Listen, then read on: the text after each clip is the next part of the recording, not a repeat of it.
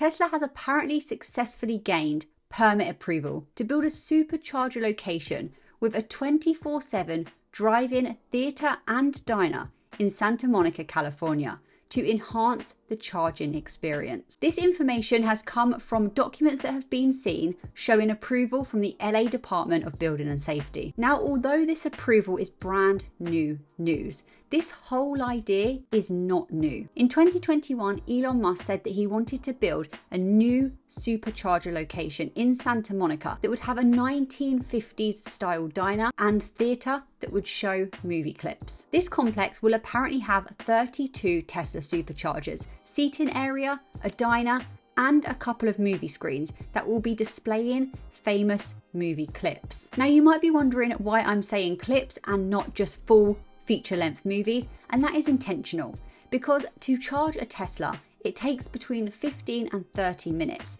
So ideally, they don't want people hanging around. They don't want people going to grab something to eat at the diner and then watching an hour-and-a-half movie. They kind of want them in and out so that it frees space up for other customers to come and charge their Teslas. The statistics show that more and more people are moving towards owning a Tesla vehicle. And we know this, don't we? Because the Model Y was the most popular car globally in Q1 2023. But not just Tesla vehicles, EVs in general. People are moving away from an internal combustion engine vehicle and they are moving towards replacing this with an electric vehicle. And now we also know that a plethora of different companies, including Ford, GM, Nissan, Volvo, Mercedes, just to name a few, are all now going to be adopting the Tesla North American Charging Standard plug. This means that they will be compatible with Tesla superchargers and they will be able to utilize the supercharging network, which is by far, in the US especially, the best. Not only are they fast at charging your electric vehicle, especially compared to level 2 chargers, but also there is a lot of them distributed around, which means drivers don't have to worry about not having enough range. And it allows them to plan long road trips, because that is what stops a lot of people making the switch to electric vehicles, because you don't want to start on a road trip and then suddenly realize that you're stuck in the middle of nowhere without a charger anywhere near you. So it's a reliable infrastructure, and this will continue to build out and expand outside of the US and get better in Asia and Europe as well. So the supercharging network that Tesla offer is reliable, it's good, and it's expanding.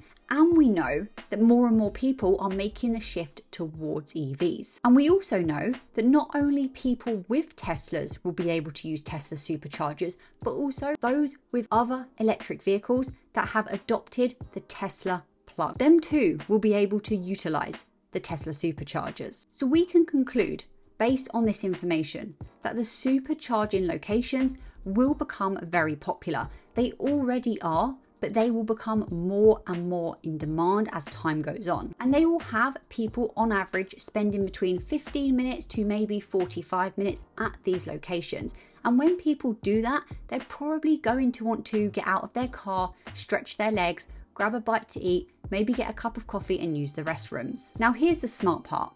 Businesses will want to be located at these supercharging networks because they know drivers will use their business. For example, a Starbucks located at a supercharging location can pretty much guarantee that they will have regular drivers coming in for about 15 minutes or so to grab a cup of coffee, maybe a bite to eat, whilst they wait for their vehicle to charge. It's convenient, and they may as well, because what else are they going to do whilst their vehicle actually charges? And some Tesla supercharging locations already have this. They have a Starbucks on site, or perhaps an Olive Garden even, or they have them nearby. Well, it's the other way around really, isn't it? In the sense that it's the Starbucks or the Olive Garden at the location, and then Tesla have come along and installed their superchargers at the location as well. But now with this new approval for this facility in Santa Monica, it's going to be the other way around. It's going to become a Tesla location first and foremost, which will also have a diner and a theater. So let's just think about this. Either Tesla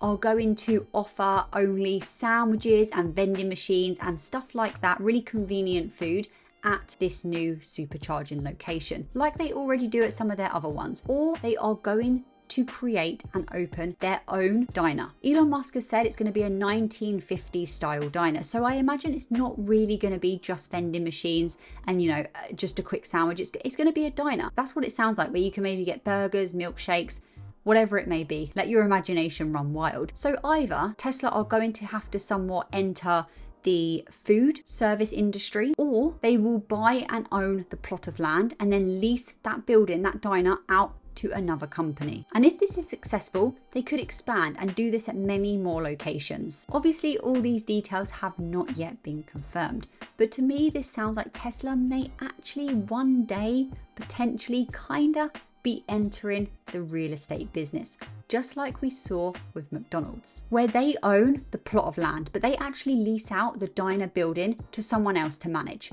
Because it doesn't really make sense, to me anyway, for Tesla to actually enter the food industry. It's not really what they do. So they'll let someone else run that side of it and deal with all of the dining experience, but they will have control and they will be able to uphold the standards they want there. If this ends up going this way, then this would diversify Tesla as a business into another sector. And of course, it would increase the consistent revenue streams that they see. If you want to come and speak to me and other like-minded investors about Tesla or about other stocks or your portfolio, or just investing in general, then consider joining my Patreon. You'll also get access to the Discord where we chat every single day. I'll leave a link in the description below. Thank you so much for watching this video, and I'll see you in another one very shortly.